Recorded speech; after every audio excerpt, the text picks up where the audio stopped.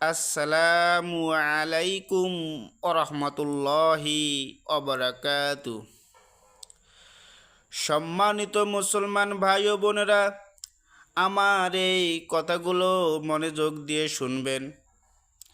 যেসব শিশু দুনিয়াতে আসার পর ইন্তেকাল করে মারা যায়, যাদেরকে ধরা হয় মাসুম বাচ্চা, যাদের কোনো পাপ নাই, এই বাচ্চাগুলো মারা যাওয়ার পর মহান আল্লাহ তাআলা এই বাচ্চাগুলোকে সরাসরি জান্নাতের ফয়সালা করে দেয়। বলুন সুবহানাল্লাহ।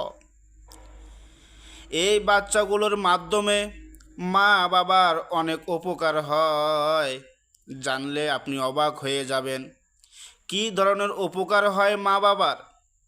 যদি জানতে চান, আমি আপনাদেরকে পরের ভিডিওতে জানিয়ে দেব।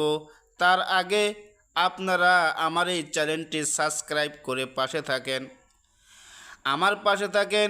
আমি আপনাদেরকে পরের ভিডিওতে জানিয়ে দিব এই বাচ্চাগুলোর মাধ্যমে কি করে মা বাবারা উপকার পায়।